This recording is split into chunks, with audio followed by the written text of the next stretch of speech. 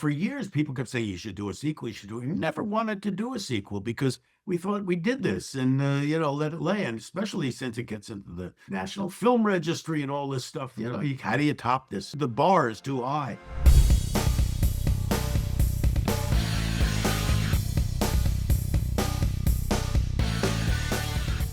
Whole thing was improvised, everything improvised.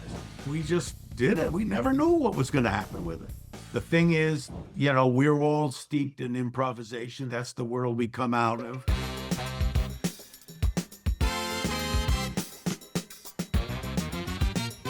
Mel Brooks was around, Norman Lear, Steve Allen, Groucho Marx, Monty Python, everybody that made people laugh. I thought it was normal, because you don't have anything to compare to. I used to say that, it wasn't until I went to my friends' houses that I found that wasn't as funny over there. They didn't have as many laughs as we did when I was a teenager, where I was off for the summer, and my father took me when he was working on the Dick Van Dyke Show, and I watched and I basically just absorbed everything and saw how he did it, and that was my training.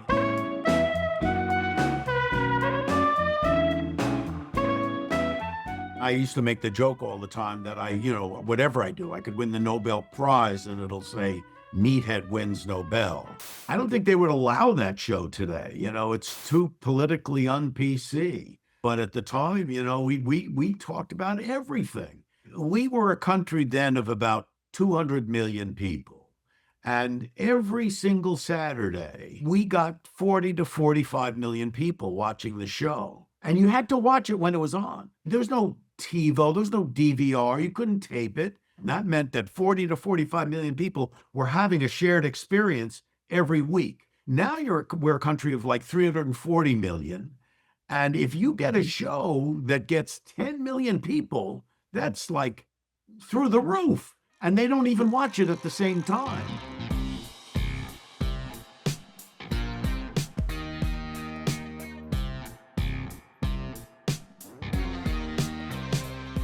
So we sat down and said, is there anything we can come up with, the four of us?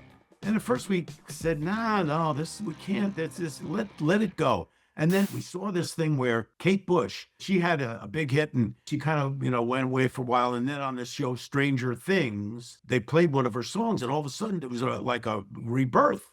And so we said, oh, that's the idea. They somehow will get a star to, fool around at a sound check and then sing one of their songs. Somebody will throw it up on TikTok. It'll go viral. And so we got Garth Brooks and Trisha Yearwood to sing this song. That became the basis of coming up with this idea.